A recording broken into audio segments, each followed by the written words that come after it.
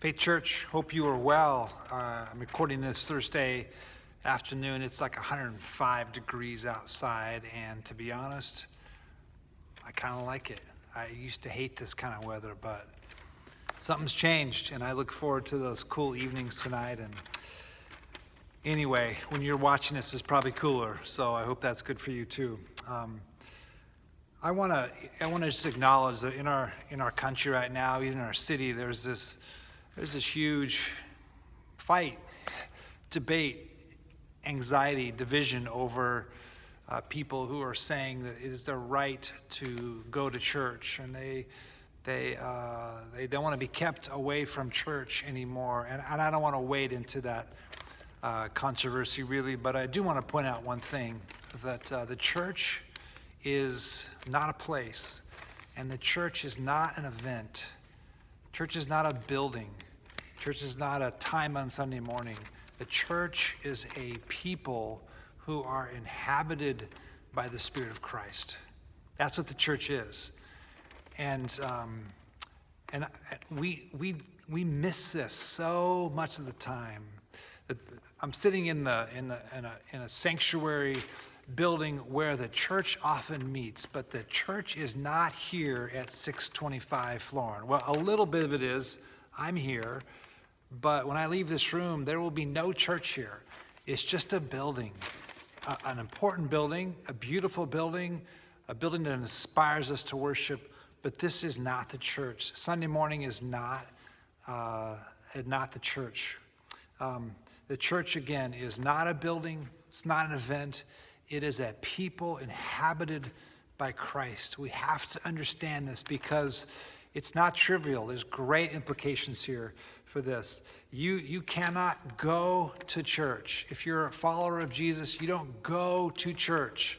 You can gather with the rest of the church, but church is where you are.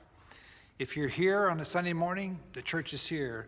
If you're standing in line at the grocery store with your mask on, I hope, the church is there. If you're at home right now, wherever you are watching this video, that is where the church is. It's not found in a building or an event.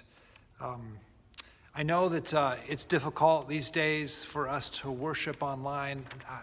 Not many of us prefer that. There's a few that I know like to worship in their pajamas, and I understand that. But it's difficult, and it's difficult for me to preach. I'd much rather be leading and being with you in together in the same place. But it's what we have, and we have to remember that it's really churches wherever we gather, and there are. I remember visiting Albania on my first sabbatical in 2011. Albania was a country that was devastated by atheist communist leaders.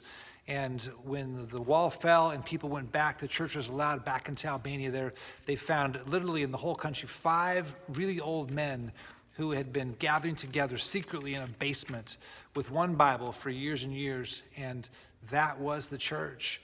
They didn't have a place to go like this, but the church existed. There's people, Christians in China now, they can't go to a church building. In other parts of the world where this is outlawed, they can't go to a church building, and they gather in homes and other places, and that is the church. And so when we gather online on Sunday morning, it's not ideal. We'd much rather be in person, but that's the church. We are being the church together online, and I'm so glad that we at least have that avenue to see and to hear each other and to share in real time worship together. 2 quick applications to all this. 1, wherever you are today, wherever you find yourself today, be the church. You are the church. The body of Christ, inhabited by Christ's Spirit. And be the church to the people and to the places that you go. Paul says in Romans 12, chapter 1, he says that we are to offer our bodies as living sacrifices. Yes, we come and offer our music and our tithes and offerings, but really we offer our bodies. That is our spiritual act of worship. You be the church wherever you are. Sunday is Pentecost, and that Pentecost, the Spirit of Christ comes to the early church and fills them and sends them out where they are the church to the end of the world, to all nations. Secondly, the church is scattered, but the church is also gathered. And it's good that we gather. If we can't gather in person, face to face, we'll gather online. But when we do, we need to be attentive to what we're doing. And I really want to encourage you. I've said this before, but in your space at home on Sunday mornings as you tune in on Zoom with us, to do your very best to try to create some sacred space there. I was on a Zoom call the other day, and I noticed that some people on the call they were reading they had another computer on. They were kind of distracted. Others were talking to people in the room where they were. One person took a phone call and was there, and I've done that too. It is so difficult to remain attentive when we're online. But so I really want to encourage you to set up a space Sunday morning as you come into worship, and to leave your phone aside, to leave other distractions aside, and to do your best to be attentive to those of us that are on the other end of the digital screen here, and mostly to God and what God is doing in that space in a similar way that we would do if we were here present. Let's be the church together, even as we gather in such a strange way. The readings today, I hope you're reading along with us, are Genesis 48, getting to the end of the story of Genesis, and then Psalm 57. Sunday, I just hope you'll gather with us. 10 o'clock, we'll be online, and it is Pentecost Sunday, one of the great celebrations of the Christian year, the celebrating of the birthday of the church, the coming of the Spirit into God's people. We will celebrate the Lord's Supper, so make sure that you have some bread and some juice or wine with you at home so you can celebrate with us. Our text on Sunday is Genesis 11, 1-9.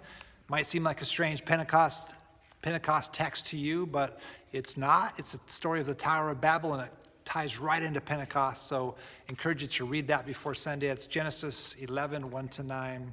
And then finally, this Sunday, a two-part course that we are offering. It's going to be really good. Jordy Ziegler, who is a pastor and a teacher up in Portland, is going to be teaching online with us. And the topic is the Trinity. Why does it matter to you? And Jordy spent 6 years in Scotland reflecting on this question, thinking deeply about why the Trinity is relevant to us. And so I really hope you'll tune in and be with us. So wherever you are today, be the church and be blessed. Know that you are loved by God, that the grace of Christ is with you, and the fellowship of the Spirit unites us wherever we are.